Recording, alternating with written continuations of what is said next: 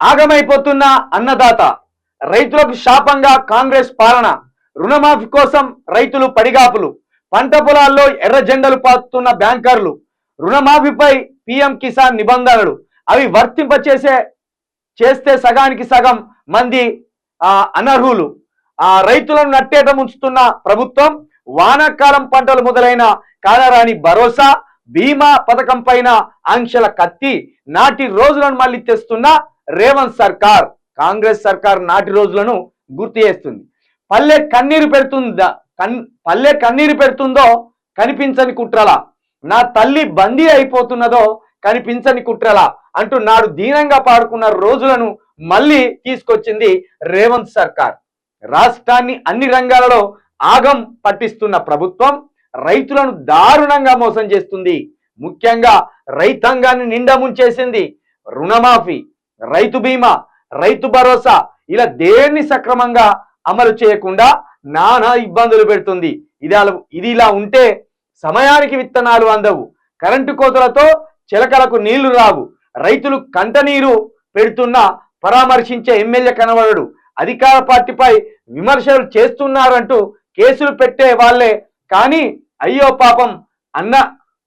పాపం రైతన్నను ఆదుకుందాం అనే మనిషి ఉండడు. ఇదెక్కడి రాజ్యం, ఇందిరమ్మ రాజ్యం అంటూ గొప్పలు చెప్పుకోవడమేనా? ఆచరణలో ఈ సుమంతా కూడా చిత్తశుద్ధి లేని ప్రభుత్వం ఇది. నిజానికి గోరెంటి వెంకన్న రాసిన పాటే నిజంగా కళ్ళ ముందు కనబడుతుంది. పల్లె కన్నీరు పెడుతుందో కనిపించని కుట్రలా, నా తల్లి బందీ అయిపోతుందో కనిపించని కుట్రలా అని గోరేటి వెంకన్న తన కలం నుండి అద్భుతమైన పదాలతో రాసినట్టే ఉన్నది తెలంగాణ. రైతులకు నిజంగా కాంగ్రెస్ పరిపాలన రైతులకు శాపమే. కాంగ్రెస్కు ఓటేయకుర్రి, కన్నీళ్ళే మిగులుతాయి, కష్టాలే మిగులుతాయి, కరెంటు పోతుంది, నీళ్లు రావు అని మాలాంటి జర్నలిస్టులము మైకులు మొత్తుకున్నట్టు మొత్తుకున్నాం. కానీ మా రైతులకు కావచ్చు, మా యువకులకు కావచ్చు, మా నిరుద్యోగులకు కావచ్చు చెవులల్లో దూదులు పెట్టుకున్నట్టు అయిపోయింది, వినలే. పైగా కేసీఆర్ మీద కోపంతో తెలంగాణను ఆగం చేసుకున్నారు.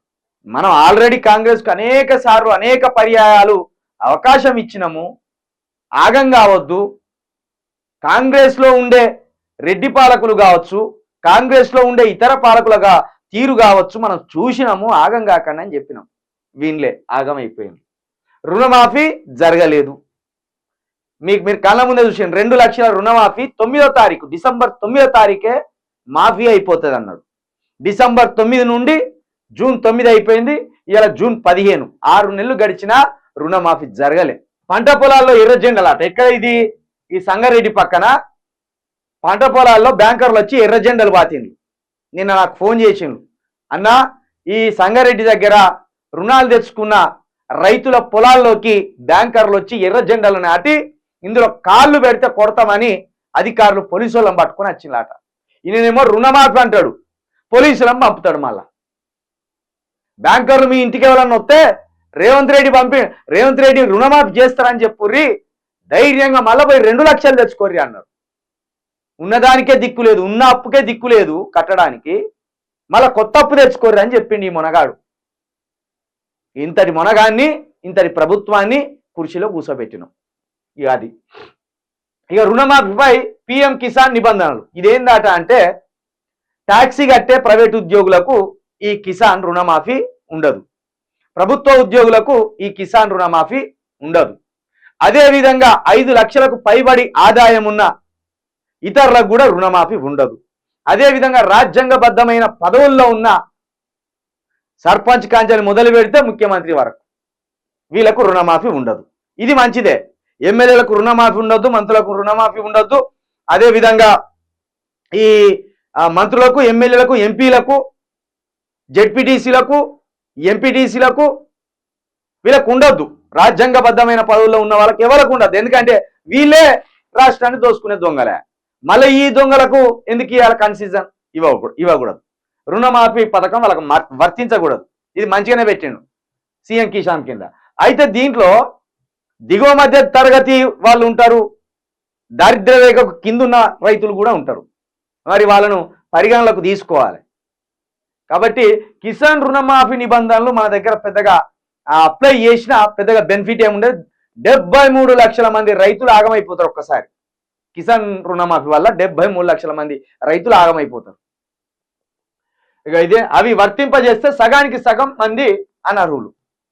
ఇక రైతులను నట్టేట ముంచుతున్న ప్రభుత్వం. నట్టేట అంటే రైతు భరోసా రాలేదు, రైతు బీమా రాలేదు, రైతు రుణమాఫీ రాలేదు. పైగా కింటాలకు 500 రూపాయల బోనస్ అన్నారు, దానికి దిక్కు లేదు. దాన్ని మభ్యపెట్టడానికి సన్న వడ్లకు ఇది ఏమిటిది 500 బోనస్ అన్నారు. సన్న వడ్లు మన దగ్గర పండించరు, సన్న వడ్లు పండించరు మన దగ్గర. ఇట్లా లేని అన్ని పెట్టి ఆంక్షల కత్తులు రైతుల మీద పెట్టి సన్న బియ్యానికి 500 రూపాయలు ఇస్తామని, పాడుపడ్డ భూములకు రైతు బీమా రైతు భరోసా ఇవ్వమని, ఆ భూములు కనిపెడతలేరు, ఆ రైతులంగా పెడతలేరు, ఎక్కడ నాగం చేసుకుంటూ వస్తాను. మొత్తానికి పల్లె నిజంగా కన్నీరు పెడుతుంది, రైతు నిజంగా కన్నీరు పెడుతున్నాడు. రైతు ఆగమైపోయే స్థితికి తెలంగాణలో మళ్ళా మొదటికి వచ్చింది. ఇందిరమ్మ రాజ్యం కాదు ఇది, రాక్షసుల రాజ్యం, అబద్ధికుల రాజ్యం. ఇది పూట గడుపుకునేటోళ్ళ రాజ్యం కాంగ్రెస్ రాజ్యం. అంటే ఏదో రేవంత్ రెడ్డి మీద కోపంతోటో కాంగ్రెస్ మీద కోపంతో కాదు, జాతీయ పార్టీలు అవసరం లేదురా నాయన మన తెలంగాణకు అని చెప్తే విన్నరా? వీళ్ళే. ఒక్క పోస్ట్ వేయాలంటే ఢిల్లీకి పోయి చెప్పి రావాలి, అమ్మ 11,000 డిఎస్సి పోస్టులు ఎత్తాను, వేయద్దా తల్లి అని చెప్పి రావాలి. అక్కడికి ఉన్నది.